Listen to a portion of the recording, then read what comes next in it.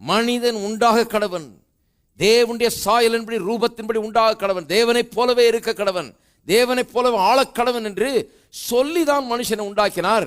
அவருடைய வார்த்தை தான் எல்லாத்தையும் உண்டாக்கினது. 1ஆம் அதிகாரத்தை பார்த்தீங்கன்னா ஆதியாகமத்தை எல்லாமே அவருடைய வார்த்தையினால தான் உண்டானது. மனிதனும் அவருடைய வார்த்தையினால தான் உண்டாக்கினான். அது ஒரு பேட்டர்ன். கடவுள் அப்படி தான் உண்டாக்குறார். எல்லாத்தையும் மனுஷனை வார்த்தையை சொல்லி தான் உண்டாக்குறார்.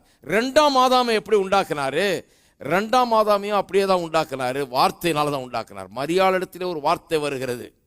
அந்த வார்த்தை அவள் ஏற்றுக்கொள்கிறார். அவள் சொல்லுகிறார், உம்முடைய வார்த்தையின்படியே எனக்கு ஆக கடவுது என்றது தேவதூதனிடத்தில் சொல்லுகிறாள். தேவதூதன் நீ கற்பந்தரித்து உன் குமாரனை பெறுவாய் என்று சொன்ன உடனே கல்யாணமாகாத பெண் எப்படி பெறுவோன்றதெல்லாம் கேட்கிறா. அவர் சொல்றாரு, பரிசுத்த ஆவியானவர் மீது அது நிழலிடுவார், இதெல்லாம் பயப்படாத, அதன் மூலமா நீ கற்பந்தரித்து ஒரு குமாரனை பெறுவாய்ன்னு சொன்னா, சரி உங்களுடைய வார்த்தையின்படியே எனக்கு ஆக கடவுது. அந்த வார்த்தை தான் இந்த 2ஆம் ஆதாமாகிய இயேசுவை மரியாளுடைய கருவிலே உருவாக்கிற்று. அப்ப இந்த 2ஆம் ஆதாமாகிய இயேசுவும் அந்த முதல் ஆதாம் எப்படி இருந்தானோ அதே தேவ சாயல், தேவ ரூபம், தேவனுடைய சாயலின்படியும் ரூபத்தின்படியும் அவர் இருந்தார்.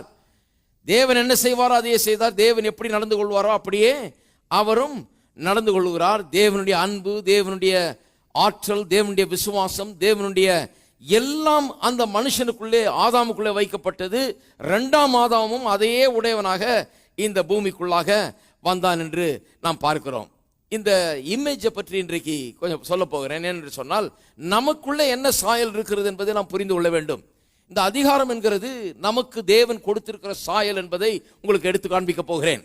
இது ஆதாமுக்கு மட்டும் கொடுத்ததில்லை, இயேசுவுக்கு மட்டும் கொடுத்ததில்லை, இது நமக்கும் தேவன் கொடுத்திருக்கிறார் என்பதை நாம் அறிந்து கொள்ளும். நாமும் தேவனுடைய சாயலில் உண்டாக்கப்பட்ட மனுஷர்கள். நம்முடைய மீட்பு இந்த தேவனுடைய சாயலையும் ரூபத்தையும் நமக்கு கொடுத்திருக்கிறது என்பதை நாம் புரிந்து கொள்ள வேண்டும். எபிரேயர் 1ஆம் அதிகாரத்துக்கு திருப்போம். எபிரேயர் 1ஆம் அதிகாரம் முதல் 3 வசனங்களை வாசிக்கிறேன். பூர்வ காலங்களில் பங்கு பங்காகவும் வகை வகையாகவும் தீர்க்கதரிசிகள் மூலமாய் பிதாக்களுக்கு திருவுளம் பற்றின தேவன் இந்த கடைசி நாட்களில் குமாரன் மூலமாய் நமக்கு திருவுளம் பற்றினார். இவரை சர்வத்துக்கும் சுதந்திரவாளியாக நியமித்தார். இவரை கொண்டு உலகங்களையும் உண்டாக்கினார். இவர் அவருடைய மகிமையின் பிரகாசமும் அவருடைய தன்மையின் சொரூபமாயிருந்து, மறுபடியும் பாருங்க அதே தான் வருது, is the express image of God ன்னு வருது ஆங்கிலத்தில். எக்ஸ்பிரஸ் இமேஜ், அந்த இமேஜ் என்கிற வார்த்தை உபயோகப்படுத்தப்படுகிறது. இவர் அவருடைய, அதாவது இயேசு கிறிஸ்துவை பற்றி சொல்லி இருக்கிறது.